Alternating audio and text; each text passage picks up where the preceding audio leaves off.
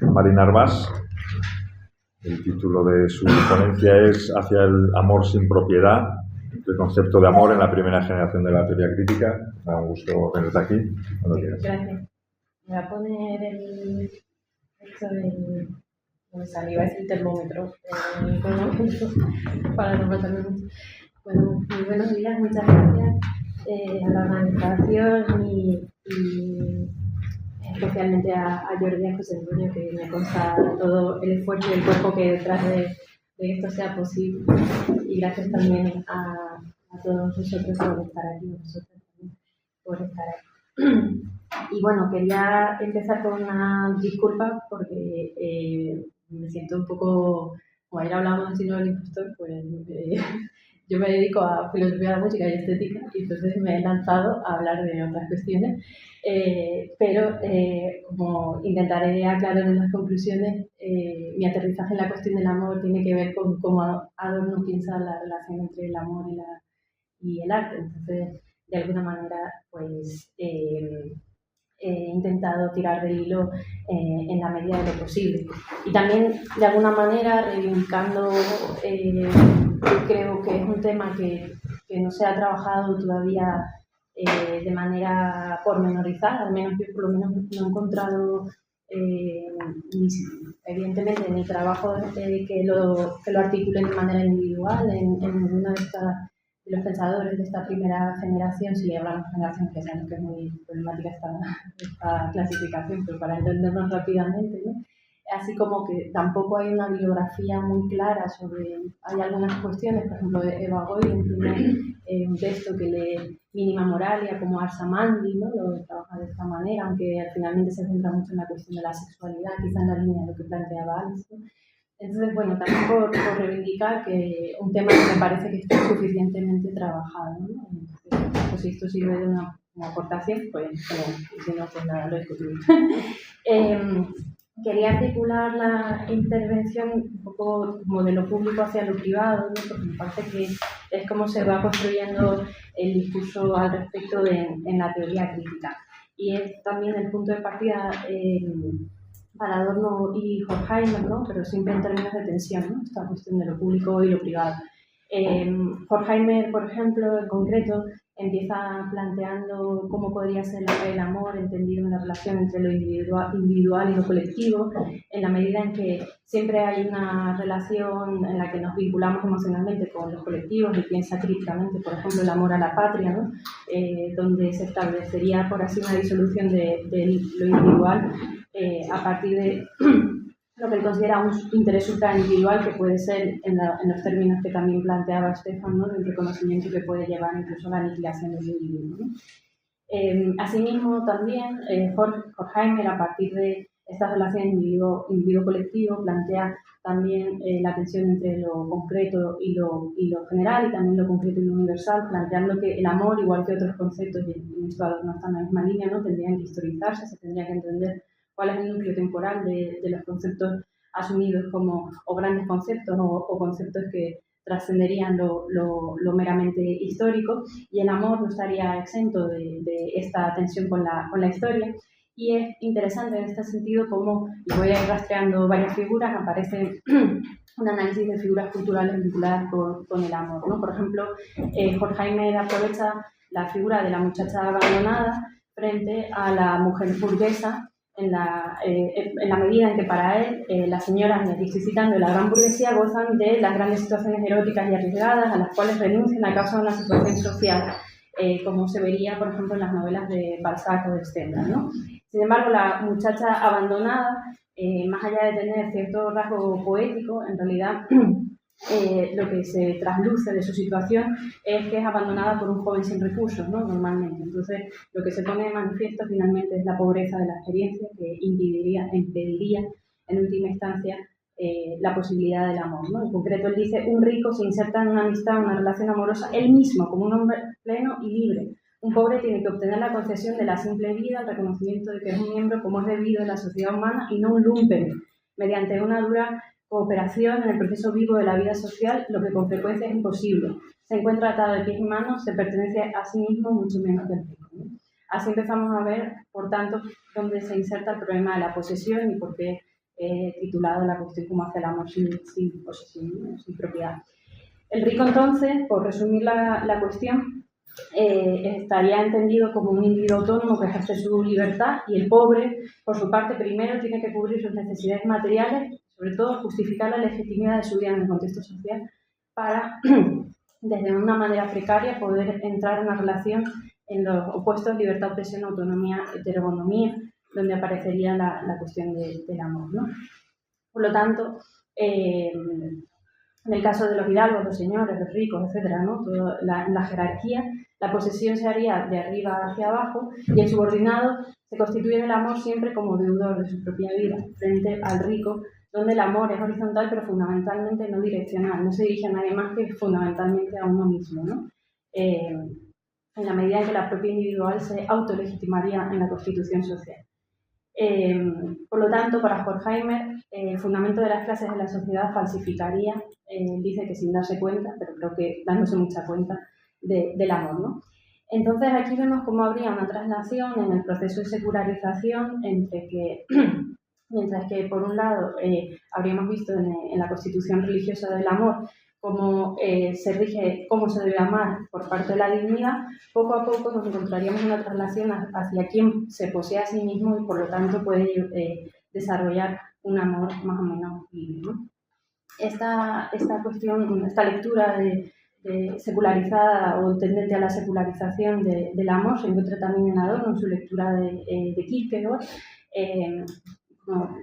Muy rápidamente, ¿no? Pero Kierkegaard en principio intenta leer la figura del prójimo, la figura del otro, a partir del amor cristiano. Según la lectura de Adorno, en Kierkegaard el amor cristiano abstrae al ser humano concreto, al Mensch, ¿no?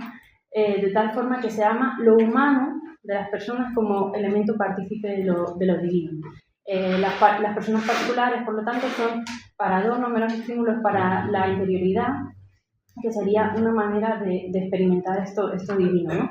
Entonces, dice Adorno que la realidad no cuenta en la medida en que el amor abraza siempre lo universal en la forma de su individuación, pero sin individuo.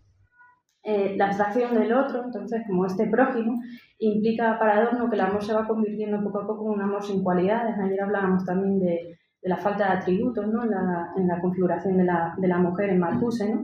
Y finalmente se vuelve dependiente de algo contingente heterónomo, que sería esta idea de lo universal, de lo divino, etc., ¿no?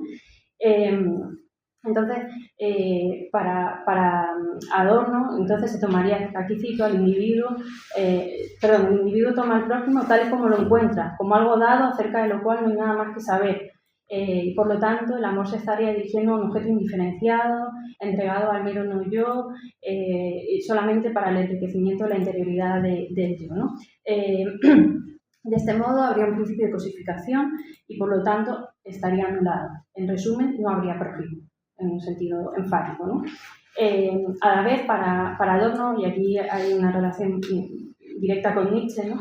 El amor, entendido desde esta idea de instancias de lo divino, de lo humano, etc., parece que tendría que dirigirse hacia lo mejor de lo humano, ¿no?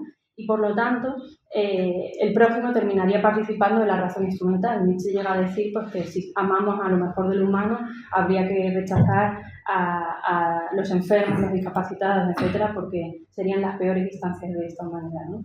Evidentemente radicalizando esta postura, ¿no? De este modo, lo que se encontraría, por tanto, en este proceso religioso tendiente a la secularización, como decía, es que el amor estaría marcando una nueva visión entre el débil y el fuerte, que estaría también en la división de clases que planteaba Horkheimer, ¿no? Entonces, mientras que el prójimo bíblico, para Adorno, todavía podría encontrarse en paria, gente humilde, etc., en Kierkegaard se va transformando en una figura homogénea en la burguesía, ¿no? Y por lo tanto, como vemos, una repetición de esta posesión de sí mismo y no posesión de sí mismo, ¿no?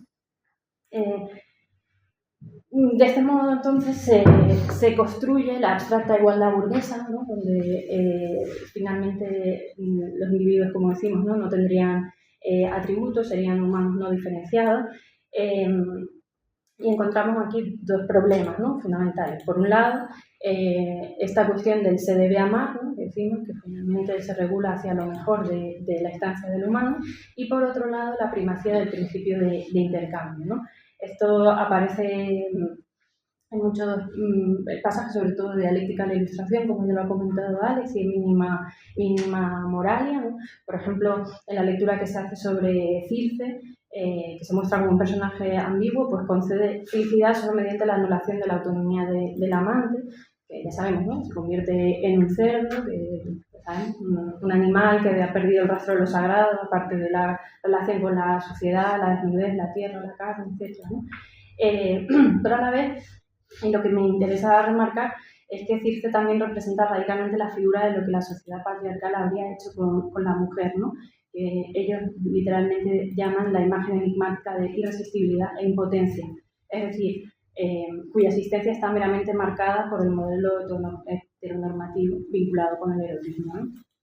Entonces, la figura de Circe representaría para Adorno y Horkheimer la estructura de dominio, en la medida en que Ulises consigue acostarse con ella, pero rompiendo el hechizo, por lo tanto exigiéndole a cumplir las reglas, y por lo tanto Circe entraría en la lógica de sumisión de que el capitalismo de intercambio, ¿no?, atribuiría tanto al amor como a la relación hombres-mujeres, ¿no? De este modo ya no es una hechicera poderosa, se quedaría sin esos atributos mágicos, sino que meramente entraría en unas reglas del juego marcadas por lo masculino, ¿no? Para ellos esto sería una metáfora del matrimonio, que no me voy a meter más porque ya se ha comentado, ¿no? Simplemente decir que, aparte de que se fijaría la estructura de intercambio, ¿no?, en la que desde luego también tendríamos que analizar cuáles serían las condiciones económicas, además desde su inicio en la teoría social se entiende en términos estrictamente económicos, ¿no?, pero sobre todo también se fijaría en el matrimonio la relación entre anhelo y mandato que se daría en la ecuación varón-mujer. La autoconservación del varón pasaría porque las mujeres pasasen por una situación de sumisión y renuncia del sí mismo, ¿no? O sea, de nuevo, esta pérdida de posesión del sí no solamente lo podríamos ver en términos de clase, sino también en términos de género, ¿no? Y ellos dicen, ¿no?, las profecías de la hechicera desautorizada sobre las sirenas de Scylla y Caribdis benefician al final una vez más solo a la autoconservación masculina. Y cito también, dice, en la jerarquía de los sexos, el yugo impuesto al carácter femenino por el ordenamiento masculino de la propiedad fue idealizado por el cristianismo en el matrimonio como unión de corazón. De alguna forma, entonces el matrimonio derivaría en el contrario del amor, ¿no? Y lo que encontraríamos, por lo tanto, es un dominio de la naturaleza llevado a contrato social. Lo que está de fondo, entonces, es la razón instrumental, ¿no?, o estas reglas de intercambio, que también podríamos analizar desde el concepto de amor romántico. En la razón instrumental sería fundamental, en primer lugar, entender la separación del cuerpo con respecto a la mente, ¿no?, el dualismo filosófico, material, esa res cogitans y res extensa, ¿no?, que sobre todo derivaría en un ordenamiento y una articulación de dominio basado en un cuerpo ahí, ¿no? De alguna manera, entonces, encontraríamos una división entre el placer como lo corporal y, por lo tanto, vinculado a la sexualidad, y el amor como lo espiritual, ¿no? O sea que, de hecho, en muchos casos se opondría, ¿no?, como, por ejemplo, vicio y emoción verdadera o cosas así. De este modo, también, el cuerpo se convierte en algo que se puede poseer y, entonces, reforzaría esta cuestión del intercambio que estamos planteando en la configuración del amor desde la burguesía.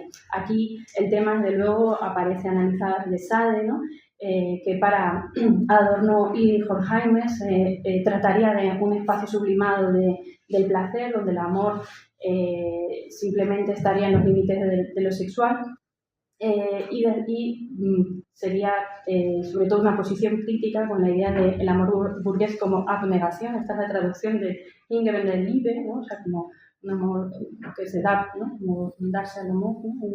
Un darse pleno, ¿no?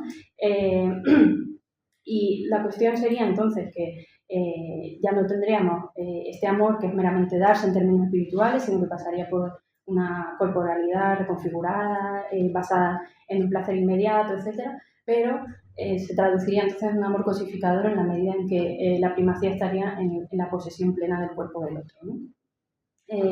Entonces, para Adorno y Horkheimer aquí sería fundamental revisar qué se ha entendido en esta relación placer-posesión del cuerpo, ¿no? Y también cómo, en tanto placer, parece que siempre es una promesa que debe quedar insatisfecha y por lo tanto ni siquiera la posesión del cuerpo del otro parecería que culminaría o colmaría, mejor dicho, ¿no? Ese deseo de posesión. Es decir, que siempre estaríamos buscando más, ¿no? Por decirlo rápidamente. Y por lo tanto, parecería que el placer deriva en opresión del otro, en este caso. Aquí habría una relación inmediata con la industria cultural, como ese placer que nunca llega a poder colmarse, que siempre quiere más, ¿no? Hay muchos lugares, ¿no? Adorno dice el espíritu hecho vientre, ¿no? Como esa necesidad de estar siempre alimentándose. Entonces, a mí aquí lo que más me interesa es cómo Adorno y Horkheimer están constantemente, y creo que no terminan de resolverlo muy bien, ya lo podemos discutir, cómo por un lado hay una crítica específica a la represión del instinto, ¿no? Que estaría marcada por tanto los modelos de la industria cultural como en general una cultura que ha espiritualizado buena parte del placer corporal, pero por otro lado también cómo muchas veces los instintos pueden convertirse en nuevas formas de represión, ¿no? O nuevas formas de opresión hacia los otros, ¿no? En cualquier caso, lo que estaría resumiendo esta cuestión para ella es que muchas veces el amor se ha reducido al romance, entendiendo el romance en este caso como una noche de pasión o como un momento puntual, una instancia puntual de lo que podría ser el amor en términos más amplios, ¿no? Y como decíamos también, pensar hasta qué punto los instintos y las pasiones humanas forman parte también de la historia de la desfiguración de la civilización. Y por ir llegando a la cuestión que da título a la charla, aunque ya venimos hablando de la posesión, pero bueno, sí que habría que hablar de la propiedad, ¿no? Benjamin, por ejemplo, plantea que habría que admitir de manera palmaria que al ser humano no le es posible amar. Desde su punto de vista esto tiene que ver porque el amor, para ser perfecto, de hecho él habla en estos términos, tiene un deseo de eternidad, de mantenerse siempre. Y sin embargo la propia vida humana finita limitaría, en fin, es evidente. Y aquí lo que se deriva, ¿no? Es una crítica también al matrimonio que intenta apresar, por así decir, esta contradicción entre finitud e infinitud, ¿no? Que se daría entre amor y vida, ¿no? Y por lo tanto había siempre una tensión que marca el matrimonio. Horkheimer denuncia precisamente también el matrimonio, ¿no? Que intenta, como decimos, ¿no? Que se tenga que amar de modo duradero a una determinada persona, ¿no? Como si se pudiese incluir esta eternidad en el concepto de amor. Por eso también he empezado hablando del núcleo histórico del término del amor, que se llevaría también a la experiencia, ¿no? Y Benjamin sigue en la misma línea, ¿no? Dicen un amor, la mayoría busca una patria eterna, ¿no? Un eterno viajar, buscan a quien mantenga alejada de la melancolía del hogar, etcétera, ¿no? Como si el amor tuviese que referir a ese lugar que siempre hemos perdido, ¿no? Que también en Adorno a veces se tematiza como la promesa de felicidad, ¿no? Por eso que es un término fundamental para su estética, ¿no? En cualquier caso, aquí lo que se pondría de manifiesto es la relación entre monogamia y capitalismo, o esta posibilidad de atrapar en una única persona, por ejemplo, ¿no? Esta promesa del amor eterno y cosas así, ¿no?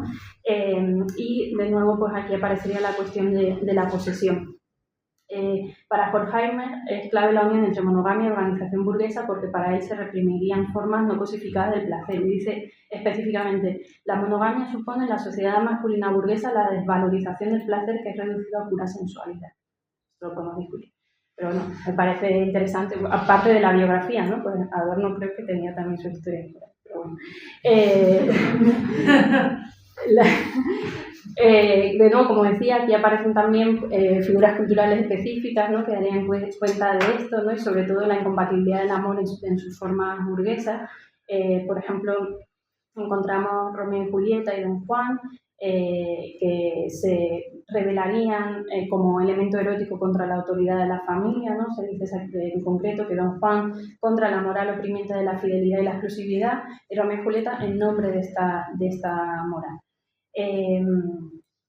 Marcuse, por ir a nuestro debate, continúa esta interpretación, ¿no?, en la inclusión del amor en la novela, la representación literaria de la cuestión, y dice: no es cosa casual que la gran literatura de Occidente solo celebre el amor desdichado, que el mito de Tristán ha llegado a ser su expresión representativa. El mórbido romanticismo del mito es, en un sentido estricto, realista, frente al Eros desatado, que solamente estaría contenido en lo social en negativo, nunca aparecería plenamente, ¿no?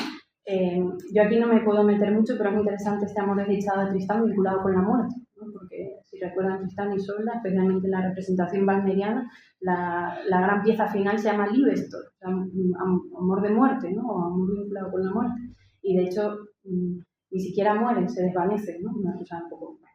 lo iba a poner, pero bueno. Precisamente en las figuras musicales, en figuras culturales que Adorno traza desde la música, él vuelve a Carmen, que igual que para Nietzsche, en Carmen habría una tendencia a mostrar el amor desde lo diferente, lo que se llama la exogamia, ¿no? La celebración de la erupción de la civilización en el incomprendido, que en Carmen termina en la muerte, ¿no? Frente a esto estaría este igual wagneriano, donde el amor solo ama lo igual, auténticamente solo a sí mismo, y por tanto no ama en absoluto. De nuevo, Tristán y Isolda tienen un momento en el que se miran, Isolda iba a matar a Tristán, es decir, que no desde el principio de la ópera, pero en un momento se miran y se convierten en amantes idénticos, ¿no? Estaría detrás de ello. Bueno, por no enrollarme con esto, sí que lo que me interesa plantear es cómo en estas figuras culturales, aparte de una posición específica a la familia o una aparición de distintas maneras de amor que terminan o bien en esta igualdad de los amantes o en una desigualdad que es imposible, ¿no?, como decimos, un amor en negativo, sí que empieza a aparecer la cuestión de la posesión a través del conocimiento. Los amantes que se conocen, que son conscientes de aquello a lo que tienen que criticar o aquello a lo que se tienen que oponer, ¿no? Es decir, que habría como un trabajo que empieza a dejar de lado la cuestión meramente pasional, instintiva, ¿no?, y empieza a trabajarse la cuestión del conocimiento, ¿no?, al menos del contexto. Y esto es fundamental porque justamente en 1915, donde aparece una publicación clave que se llama Liebe und Erkenntnis, ¿no?, Amor y Conocimiento, de Max Scheler, donde se empieza a dar precisamente este giro, ¿no?, como el amor tendría que pasar por el conocimiento, y que de alguna manera intenta plantear las dos posturas, ¿no?, esta que dice, y que además se encuentra de alguna manera en Benjamin Adorno, de que solo se conoce lo que se ama, ¿no?, frente a la idea del siglo XIX de que el amor nos ciega, que nos haría que dejemos de poseernos a nosotros mismos a partir de una emoción, etc. Y por lo tanto el conocimiento finalmente derivaría en una moderación de la emoción, y por lo tanto una emoción más verdadera, ¿no? Ese sería un poco el resumen, ¿no?, como una apoderación del ser en el conocimiento a través del conocimiento, ¿no? Entonces, de alguna manera lo que quería mostrar rápidamente, ¿no?, es cómo este sería el lugar o el contexto en el que llegamos a la crítica que quiero comentar muy rápidamente y ya acabo. Todavía veo que me quedan unos minutillos, donde me parece que se hace el trabajo más importante al respecto, que es el que plantea Adorno, sobre todo en Minima Moralia, y específicamente en algunos pasajes, ¿no? Yo no veo tanto que sea un ars amandi, pero sí que veo que el amor es un tema central en Minima Moralia, ¿no?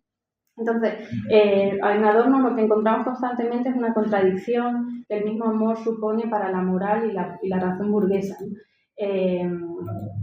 Él dice: en todas partes la sociedad burguesa insiste en el esfuerzo de la voluntad, solo el amor es involuntario, pura inmediación del sentimiento. En el ansia de él, que significa la dispensa del trabajo, la idea burguesa del amor trasciende la sociedad burguesa. Es decir, el amor estaría contradiciendo, como decimos, esta cuestión de tanto la represión de los instintos como los instintos que nos permiten tener una vida no meramente marcada por la razón instrumental, los lugares de la posesión o el intercambio, ¿no? La cosa es que para Adorno el amor no sería algo dado. De hecho dice, si el amor debe ser representación de una sociedad mejor dentro de la existencia, no puede serlo como un enclave de paz, sino solo en la oposición consciente. Es decir, el amor tendría que estar siempre construyéndose con respecto a lo que la sociedad quiere de ese amor, ¿no? Sin embargo, Adorno, como Benjamin, también tiene el mismo diagnóstico, que sería un déficit en la capacidad de amor marcado por las condiciones sociales, precisamente por esta sociedad de intercambio que comentábamos, ¿no? Para él, la recomendación de amar repite la ordenación social en la medida en que el amor es inmediato, se da o no se da, no se debe amar, no se puede recomendar amar, ¿no? Sin embargo, esta recomendación de que nos amemos, que nos queramos los unos a los otros, etc., sería una nueva forma de la coacción, de lo represivo, ¿no? Y que precisamente actuaría contra la capacidad de amar o esta inmediación del amor, ¿no? De alguna manera, entonces, él insistiría en la inmediatez del amor precisamente para oponerse a la mediación de la organización social, donde los individuos deben adscribirse a ciertos roles sociales que mediatizan su relación con los otros y, por lo tanto, con su relación amorosa, ¿no? Dice Adorno que habría que liberar al amor del egoísmo. Para él sería fundamental el término generosidad en este caso, en la medida en que para él el amor tendría que marcarse por no poseer nada, no querer conservar nada, ni en este mundo ni en el otro.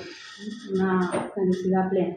Y por lo tanto, lo que marcaría el amor para él sería un gesto de desprendimiento, una renuncia a toda aspiración de dominio, que podría llevarnos a un modelo alternativo de reconciliación. De este modo habla en el aforismo 49, Mínima Moralia, donde critica el fenómeno de estar ocupado, ¿no? Hoy sería estoy en una relación, ¿no? Estas cosas. Y dice, ya que una persona no nos rechaza por dice, inhibiciones o antagonismos internos, ¿no? Porque no le gustemos, ¿no? Sino por existir ya una relación que excluye otra nueva. De nuevo aquí entraría la cuestión de la monogamia, ¿no? Para Adorno, estar ocupado impide entender la relación desde la libertad, en la medida en que el estar ocupado convierte el amor en algo cuantitativo, algo que se da y no puede compartirse, porque ya se ha ocupado por otra persona, ¿no? A la vez, para él, la imposición del estar ocupado resulta accidental en la medida en que parece que es una cuestión de haber llegado antes. Es decir, que se establecería una ordenación temporal abstracta que condiciona la experiencia amorosa, ¿no? Como usted ha llegado antes, ocupa el espacio y por lo tanto pues ya no cabe, ¿no? Es como que nos cabe una persona y ya está, ¿no? Entonces, siguiendo la crítica a Kierkegaard, no habría registro del otro, ¿no? Plenamente, sino solamente del hueco que ocupa ese otro. Y dice, además se pierde a la persona al agotarla en su ser mismo. Bueno, me salta una cosilla. Entonces, para Adorno, su propuesta, ¿no? Su reflexión se reduciría en esta frase: solo se ama en general lo que no se posee de modo firme y seguro. Y de este modo yo creo que se entiende mejor el conocido aforismo, que lo he visto hasta en tazas, por si queréis regalarlo ahora en el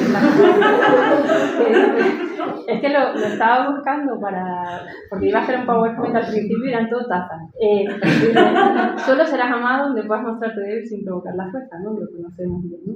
Me parece que esta renuncia a la posesión en sentido radical, ¿no? La generosidad, el no poseer, ¿no? Saber que nada es firme y seguro, nos llevaría de nuevo a la subjetividad débil que comentábamos ayer, ¿no? Un más sujeto que finalmente es un sujeto que está siempre configurándose, que siempre se entiende su propia subjetividad como antagonismo, ¿no? Que se desliga de la posesión y del principio de intercambio. Por volver al lugar desde donde partía, me parece que esto se puede entender, como decía, en la relación amor-arte, ¿no? Porque en la noción burguesa de arte, igual que podría ser la del amor, siempre se espera que el arte nos dé algo, ¿no? Por eso mucha gente dice, es que yo no entiendo nada de esto, ¿no? O lo que sea, y pues no hay nada que entender, ¿no?